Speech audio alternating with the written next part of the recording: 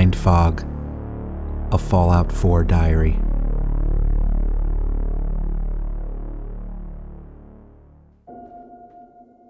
November 5th, 2287. As I headed toward Public Occurrences, the Diamond City paper run by Piper and her sister, the sun was rising over the bleachers opposite home plate. It was mid-morning, and the thought of starting another mission with no sleep wasn't really appealing to me. Nick Valentine had been gone for a couple weeks, according to his assistant Ellie. Either he was holding his own wherever he was, or he was already dead. I was getting in this game pretty late. I figured once I'd read Piper's article on these synths, I'd get a room at the Dugout Inn for a few hours and get some sleep before heading to Park Street Station. But that's not what happened. As I walked toward home plate and away from the horrible nightmare that I had just witnessed by the Power Noodles stand, I was swept up in a group of people that I discovered were heading to the wall. Apparently, Mayor McDonough had called a town meeting, and everyone was expected to go. I took it as a good sign, open communication. Shit went down, mayor addresses it, that sort of thing. Maybe McDonough had a handle on things after all, and Piper really was just stirring the pot. There was obvious tension in the small crowd that was gathering in front of the makeshift stage set up in front of the wall. McDonough was pacing back and forth as people started taking seats on the wooden park benches arranged in a semicircle facing him. There were maybe 20 or 30 people in attendance at this point, far fewer than I had expected were populating this city. Maybe everyone wasn't here. Whatever the case, the mayor opened by saying he wanted to address the subject that was on everyone's mind. Here we go. That subject?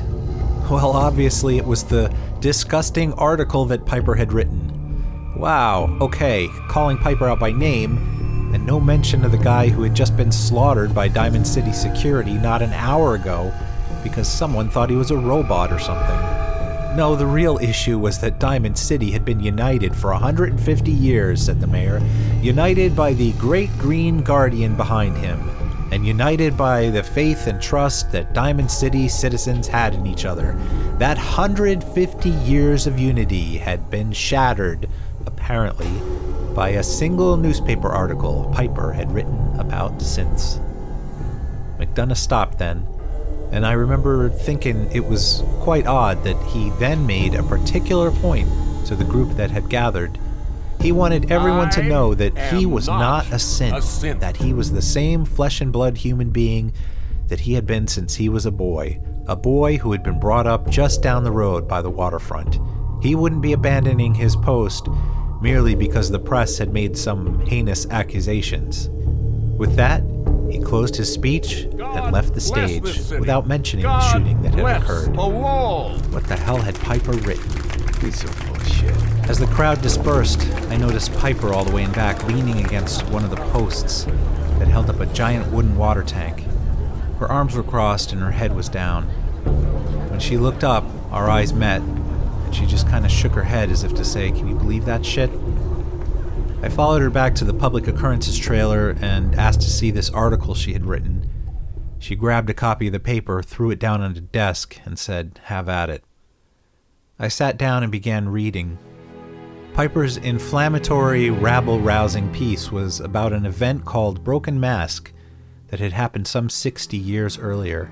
It signified the first time that citizens of the Commonwealth realized that the secret entity known as the Institute had been capable of making synthetic humans, or synths, that were virtually indistinguishable from real people.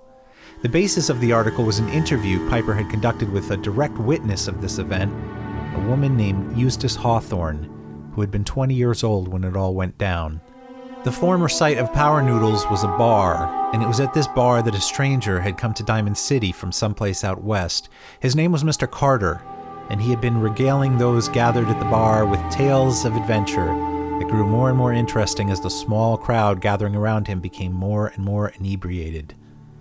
As the evening wore on, Mr. Carter apparently got a strange twitch in his face, immediately after which he stood up, grabbed a revolver from his jacket, and shot the barkeep dead.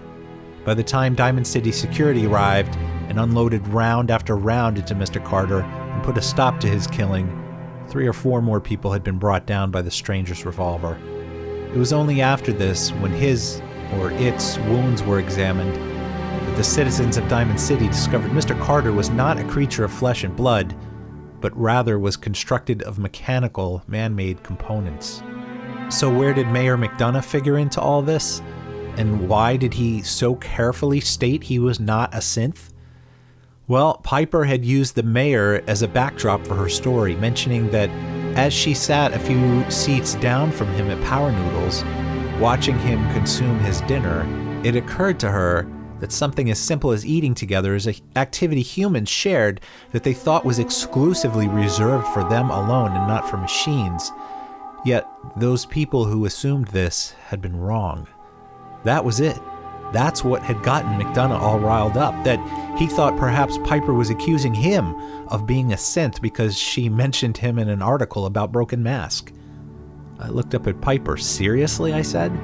Getting the picture now, she replied. I told Piper I needed to go get some rest.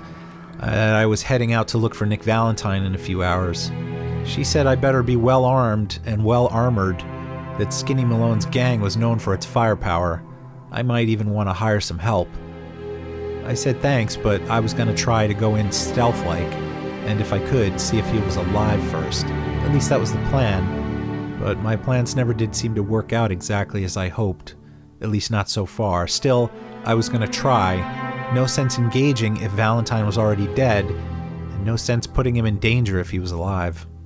Several hours later, and after a stop at Myrna's to top off my ammo, I was headed out of Diamond City and down Boylston Street toward the Common and Park Street Station. I didn't get far past Fenway when I was attacked by a pack of wild mongrels. They came out of nowhere and started biting my ankles, and I quickly decided shooting at them probably wouldn't be very effective, nor would it be wise since I kind of liked my feet, worn out though they were. So I reached for the Rockville slugger I had thought would be a souvenir and started swinging wildly at one after the other as they charged at and sunk their fangs into me. The first few were fairly easy to wave off, but the last one I kept hitting, but it just kept coming at me. It took almost all my strength to fight the damn thing off, and finally, it was a bloody mess on the street. By that point, I felt not much better than it looked. I staggered toward a door in one of the buildings, and pretty much fell through it, surprising a bunch of raiders who had been camping out. My luck again. I ducked behind a wall, and we traded shots for a while, until they were all dead. This was the first raider outpost I had discovered that wasn't just out in the open. The brownstones in the back bay were in pretty rough shape, and the bombs had destroyed them to an extent where a lot of them you could just wander from one right into the other, through great holes in the walls, or up and down floors that had partially collapsed. The raiders had made a little encampment out of this place, and out and back was a decapitated body hanging from a giant sign, similar to the one I had seen near Union's Hope Cathedral. I guess I knew what to look out for now. Hanging decapitated bodies, Raiders' Den. Below the giant sign, the raiders had used plates of steel and other building materials to create walls, much like we had done at Red Rocket and Sanctuary Hills. I had only been away from home a few days, and already it felt like ages since I had left. I wondered what was going on with Preston, Mama, even Dogmeat, and the other settlers who now called the settlements of Red Rocket and Sanctuary Hills home. Then I thought about the people at Ten Pines Bluff. The raiders at the Corvega factory were still an issue. Man, they were everywhere, out in the open, at the Corvega plant, and even here in the old brownstones of the Back Bay. But civilization seemed to be winning for the moment. The enemies of community and decency seemed to be in pockets and not any kind of organized resistance. Diamond City had stood for 150 years, and in all that time, no group had been able to bring it down. Realizing I had almost been daydreaming, I was suddenly awakened by a stinging in the calf of my right leg. It had mutant dog teeth marks in it. I'd been bitten pretty badly, worse than I had thought. No wonder I felt like shit. Who knew what kind of crap was coursing through my veins? I had half a mind to head back to Diamond City to get patched up before continuing, but I was pretty close to Park Street. From the top level of the brownstone, I could see up Boylston, and in the distance, the corner of Boston Common, just on the other side of which would be Park Street Station. I grabbed whatever chems the raiders had stashed in the most obvious places, and exited onto Boylston. I realized I was just across from the public library. A little ways in the distance, across a small courtyard, was Trinity Church. The lights were on. Maybe I could rest for a bit there. Maybe there'd be someone who could help me get patched up a little. I staggered up to the heavy doors and slowly pushed them open. Immediately I was hit with such a foul smell of rotting flesh that I almost vomited. Just inside the church doors, directly in front of me, colors enhanced by rays of light shining through the church windows, were mesh bags of guts and bones. Some were on the floor, others were hanging from beams across the top of the vestibule. They were the same sort of gore bags that I had seen on the corner near Fenway where the super mutants had camped out.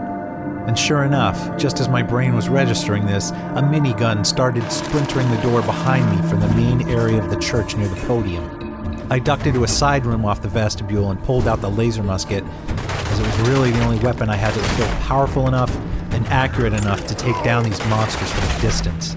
A couple of them charged into the room, and I was able to hit them one by one as they entered, thankfully avoiding getting hurt any more than I already was. That one with the minigun at the opposite end of the church wasn't moving, however. He was just gonna sit there and wait patiently for me to make a move. Honestly, that pissed me off. I was gonna take this bastard down. I teased him by holding my hat out in front of the doorway, and sure enough, a spray of minigun bullets hit the doors like a steady stream of daggers flying over the church pews. Whenever this mutant wanted to fire, it seemed like the minigun would take a second or two to spin up, and that'd be the time I could get a quick shot in with the musket. After a few rounds of this, the super mutant at the podium got smarter, and he wasn't firing until I actually made an appearance in the doorway. It was a careful dance, and I ended up with a few grazes, one on my arm and one on my hip. But eventually, the battle was over, and of course I was in even worse shape. So much for this place being a respite from the chaos outside. I made my way into the main part of the church, cautiously looking for more super mutants, but there didn't seem to be any more around. They hadn't exactly been bashful in announcing themselves whenever they were present, so I figured I was pretty safe. Well, safe from super mutants for the moment anyway. I navigated amongst the collapsed beams and pews that had fallen halfway into the floor below. It felt like things were still unstable, and I had to watch my footing lest I end up down in the cellar, bringing parts of the church down on top of me. The rays of sunshine streaking across the church from the windows above the main level were just stunning, and although the old church was in shambles, it still had a kind of charm to it. Halfway to the podium, I went down a collapsed floor into a nursery area in the basement. Some kid-sized chairs and little tables where Sunday school classes had been held once upon a time were scattered about, along with assorted toys and some water-wrinkled religious texts. Where was religion now, I wondered? Were there any organized religions left? The Brotherhood of Steel seemed to be the only one I had heard of since I had come out of the vault, but there had to be others.